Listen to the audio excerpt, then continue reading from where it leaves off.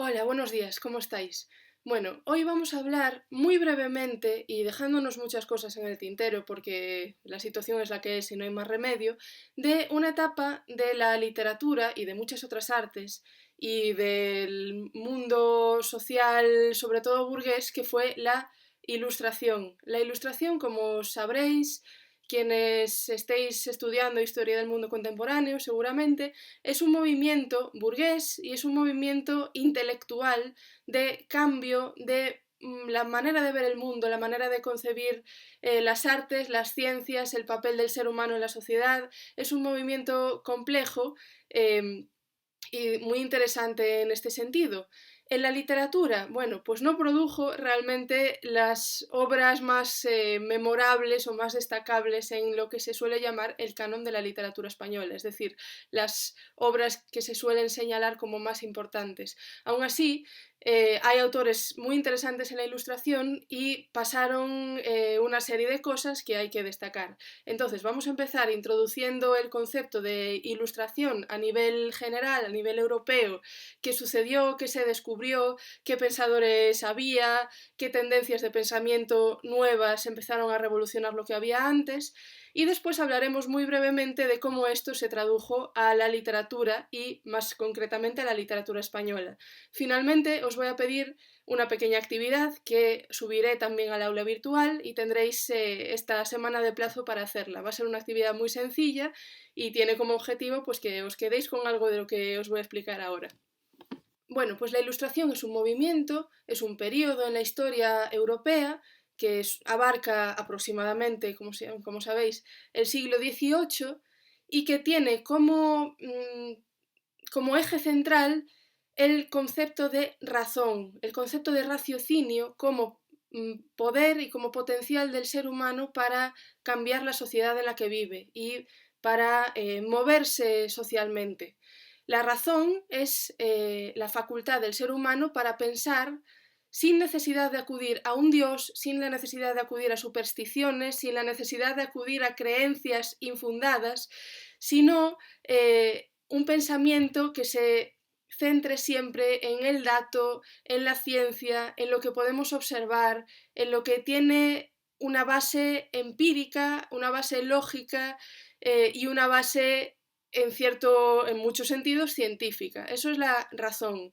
Hay muchos avances en filosofía, hay muchos avances en las ciencias experimentales y el ser humano se da cuenta de que no todo es Dios. Se empieza a cuestionar la monarquía absoluta, cosa que desembocará más tarde en la Revolución Francesa. Se empieza a construir un concepto más laico de las naciones, el poder de la Iglesia es mucho más cuestionado de lo que era. En España existe un cambio de dinastía importantísimo de los Austria a los Borbones. De los Borbones, el más famoso, el más importante de la Ilustración va a ser Carlos III, apodado el mejor alcalde de Madrid porque ayudó a centralizar el Estado español, es decir, el poder del Estado venía de Madrid, hubo muchos avances en todo lo que fuera comunicaciones, una comunicación radial de Madrid hacia el resto de España. Hubo una gran inversión y un gran avance en la construcción de la ciudad de Madrid, en realidad de las grandes ciudades. Es un movimiento muy urbano la Ilustración.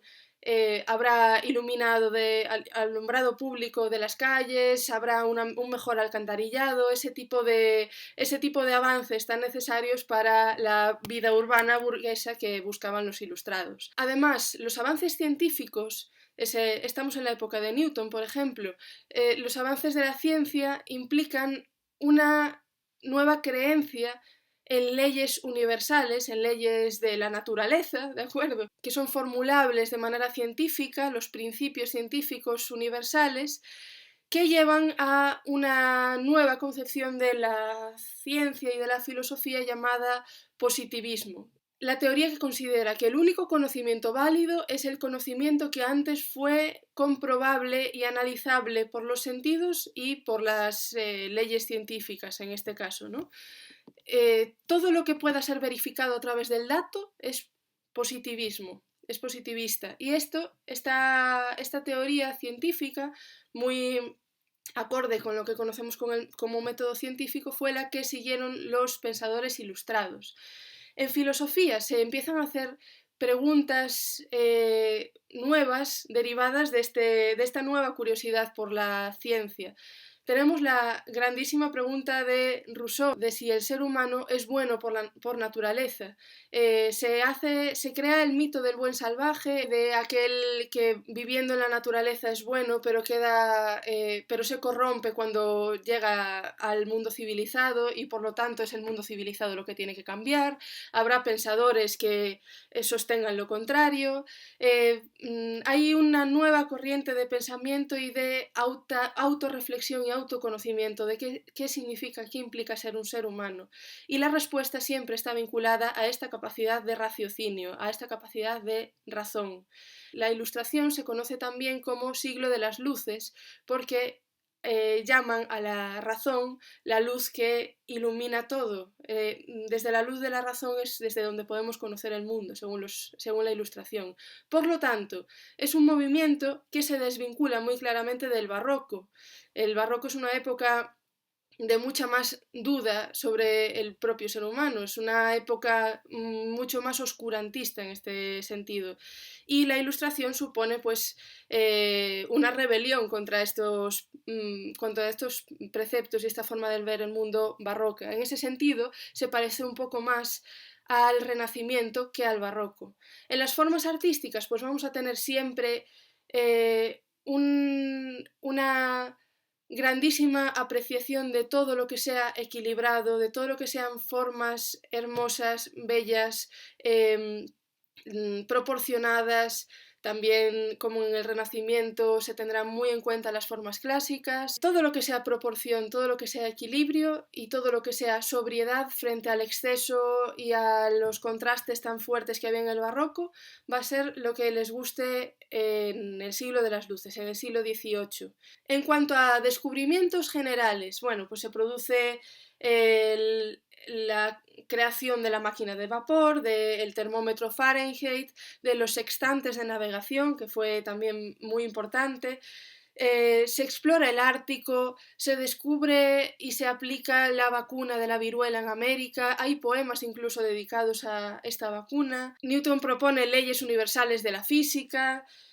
Se descubre Pompeya y los modos de vida antiguos, que es algo muy interesante porque les arroja luz sobre cómo se vivía antes. Se crean y se financian muchos centros de investigación, se crea la Real Academia de la Lengua, se crean centros de integración de la cultura europea. Hay innovaciones, grandes innovaciones en el teatro, con la luz de gas, con una forma distinta de concebir la relación entre el público y los actores. Los actores y el público ya no están mezclados como estaban en el barroco. Es un teatro en el que se guardan mucho más las formas en todos los sentidos. Se promueve el enciclopedismo, es decir, se busca una manera de recoger todo el conocimiento humano de forma ordenada y con fines de consulta, es decir, todo lo que habíamos visto de manera más desordenada, de manera más caótica, desde la Edad Media con Alfonso X y su pretensión de crear una historiografía de España y del mundo, pero con muy pocos datos fiables, hasta las misceláneas del siglo XVII, si os acordáis que habíamos leído algún ejemplo de Pedro Mejía, que eran obras en las que se recogía un poco de todo, como un gabinete de curiosidades. Ahora se busca un enciclopedismo mucho más riguroso y una historiografía mucho más rigurosa también, amparada en esta manera de ver las cosas desde la razón y desde el dato, desde el positivismo, desde todo lo que sea comprobable. Entonces los avances en historiografía son importantes y la creación de la enciclopedia, la famosísima enciclopedia de Diderot y d'Alembert, franceses, será también pues un hito importantísimo en este movimiento ilustrado. La Ilustración es un movimiento de minorías, es un movimiento burgués y es un movimiento absolutamente elitista. Esto se ve en política en el llamado despotismo ilustrado, que era un movimiento cuyo lema era todo para el pueblo pero sin el pueblo, que conoceréis por historia, si no es de primero de bachillerato tiene que ser de la ESO. en el que se proponía que una parte pequeña de las élites intelectuales gobernase al pueblo a favor de sus intereses, pero siempre supeditados al mayor conocimiento y a la mayor cercanía a esta verdad positivista y a esta verdad racionalista que solo se reservaba a unos pocos. En este sentido, son muy importantes los avances en pedagogía porque se empiezan a dar cuenta de que cuanto más sepa el pueblo, más cerca estará de gobernarse a sí mismo. Esto será algo que Rousseau tendrá muy en cuenta. Para Rousseau, la educación, siendo el ser humano bueno por naturaleza, pero tan fácilmente corrompible por la sociedad, una educación laica, una educación amparada en esta luz de la razón, es la estrategia primordial para la liberación de los seres humanos. Pero aún así, los ilustrados estaban muy a gusto en sus círculos intelectuales cerrados y pequeñitos, en sus cafés. Los cafés, el concepto de café, que es un concepto muy francés, estas cafeterías con sus sofacitos y tal, donde se juntan los intelectuales para hablar entre ellos, serán centros culturales importantes, pero muy restringidos.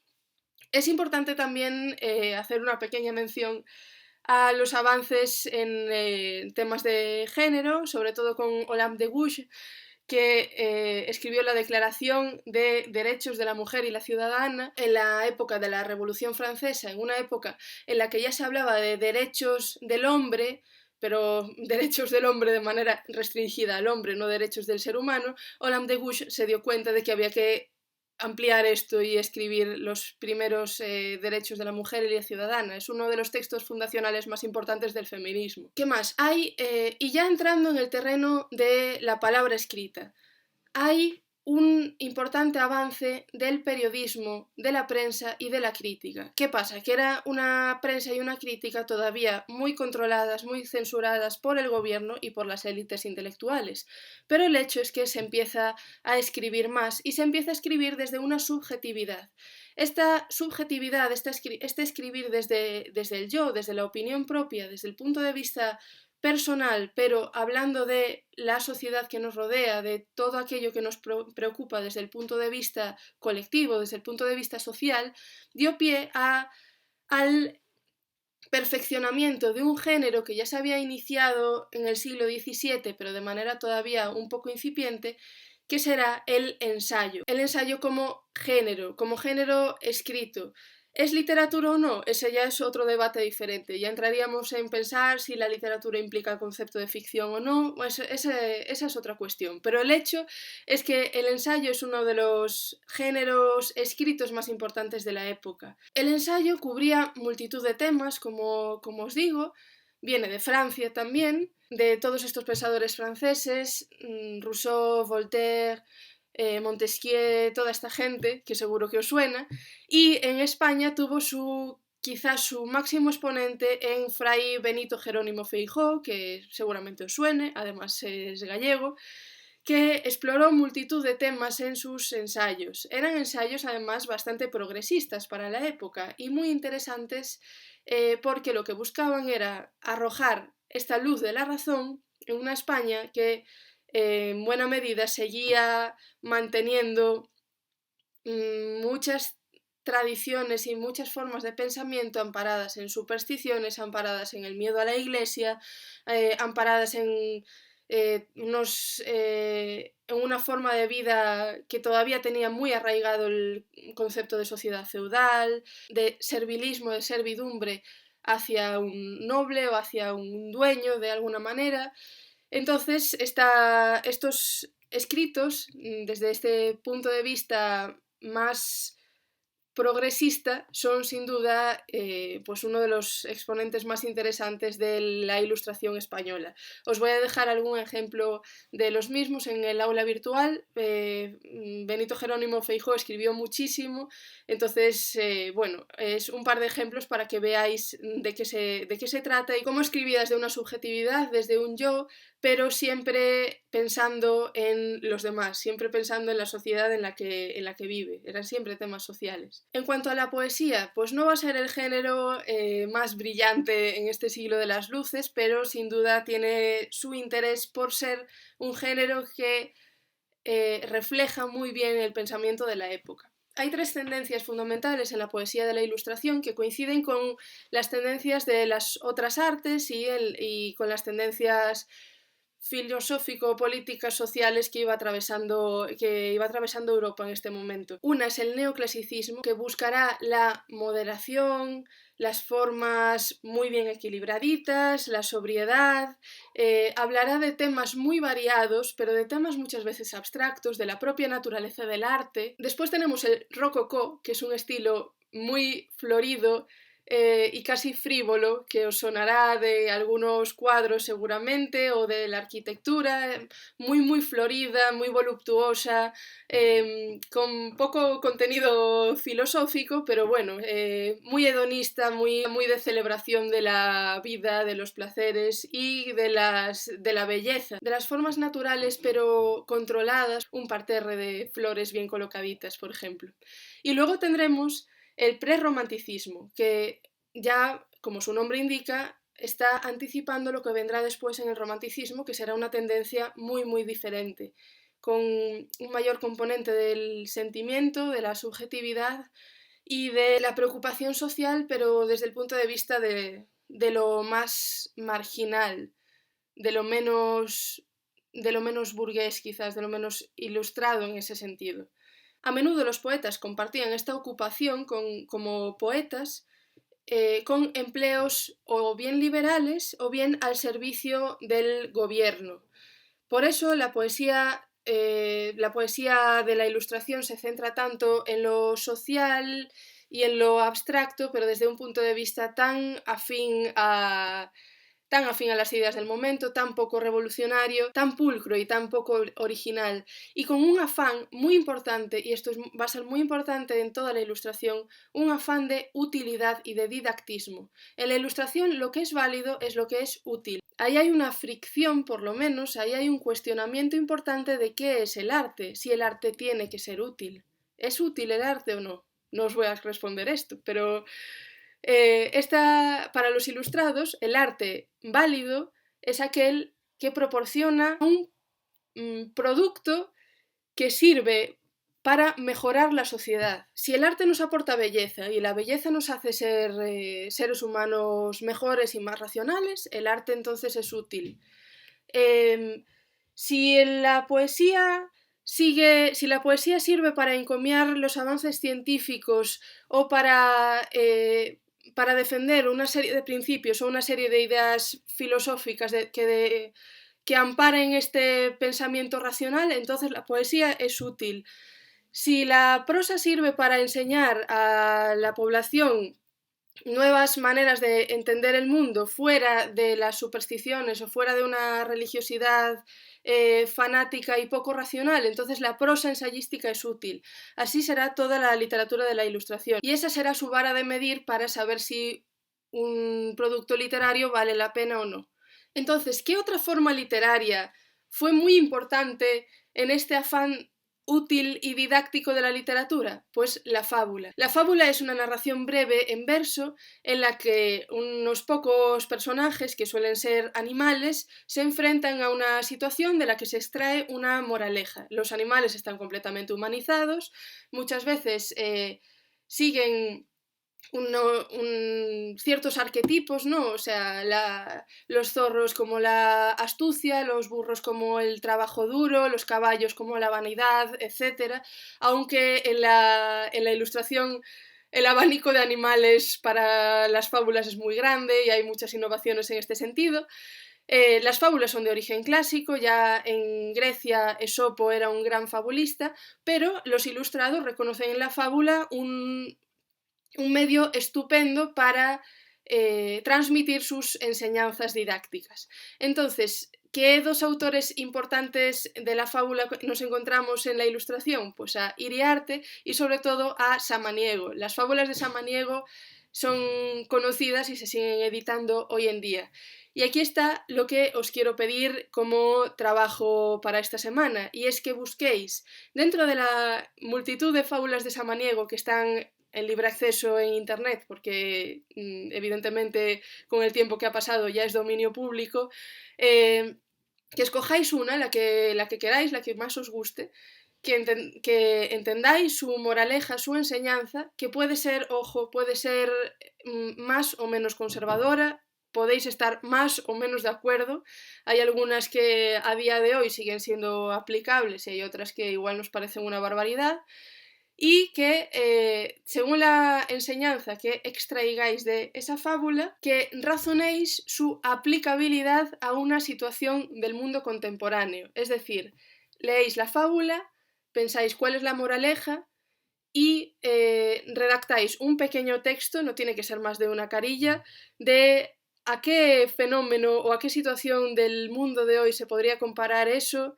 y si estáis de acuerdo con la moraleja, con la enseñanza de esta fábula o no. Puede ser desde una situación cotidiana y privada de nuestra manera de relacionarnos, hasta una situación política, social, hasta lo que está ocurriendo ahora mismo, que tiene, vamos, todo tipo de lecturas, como ya sabéis. Por último, para tener nombres de autores, aunque esto no me importa tanto porque no tenemos tanto tiempo para trabajarlo y solo quiero que tengáis la idea de lo que era la ilustración y de los tipos de literatura que se escribían, pero sí que hay 3 o 4 autores y obras fundamentales. Tenemos a Fray Benito Jerónimo Feijó, que ya hablamos de él. Tenemos a Gaspar Melchor de Jovellanos, que es el autor más ilustrado de los ilustrados, el que escribió obras de todo género y siempre, siempre desde una mentalidad, desde una filosofía, desde una moral y desde una intención muy ilustrada, muy de raciocinio y muy de pensamiento crítico para la época. Y después tenemos a José Cadalso con las cartas marruecas, que es un buen ejemplo de narrativa epistolar, de narrativa en cartas que suponen un viaje que nos va contando pues su protagonista ficticio. Es una obra interesante y ya es pre-romántica, no nos vamos a parar en ella. Es interesante que por lo menos os suene un poquito. Y por último tenemos la famosa obra de teatro de Leandro Fernández de Moratín, El sí de las niñas, que quizás os suene. O quizás, y es casi probable, que algunos hayáis leído en la ESO. Es una obra muy sencilla de leer, es una obra que defiende la regla aristotélica de las 3 unidades, es decir, la obra debe presentarse en un mismo lugar, en un mismo tiempo y en un mismo espacio, o sea que es muy sencilla en ese sentido. Su intención es didáctica y de divertimento y de deleite del público, de un público que va a ser en su mayoría burgués. Los personajes son estereotipados y son figuras que les funcionan muy bien por esto mismo, porque son muy reconocibles. Y va de una chica muy joven, de una adolescente a la que prometen con un hombre muy mayor, un hombre que si no recuerdo mal ronda los 60 años. Y la chica, la chavalita, está enamorada de un chico de su edad. Y bueno, hay una serie de situaciones de casi de comedia de enredo que finalizan pues con el casamiento de la joven con el joven, con una enseñanza moralizante sobre el amor, sobre las relaciones matrimoniales y sobre, bueno, y la crítica sobre el aprovechamiento de los hombres mayores hacia las chicas jóvenes, ¿no? No es una obra revolucionaria ni mucho menos, pero sí que es interesante en este sentido, en el sentido de que triunfa también la razón sobre pues, las tradiciones o los antiguos preceptos sociales. Y bueno, de la ilustración realmente habría mucho más que decir porque esto es una pincelada muy rápida, pero bueno, como la situación es la que es y dentro de las tendencias literarias que nos quedan, dentro de los movimientos literarios, es quizás el menos relevante en cuestión de autores y obras concretas, vamos a dejarlo aquí porque todavía tenemos por delante el romanticismo y el realismo-naturalismo, y esas 2 tendencias literarias que nos quedan son muy muy interesantes para profundizar un poco más en ellas. Entonces vamos a dejarlo así. tenéis esa pequeña tarea para esta semana, para subir al aula virtual, y cualquier duda ya sabéis que me tenéis aquí. Hasta luego.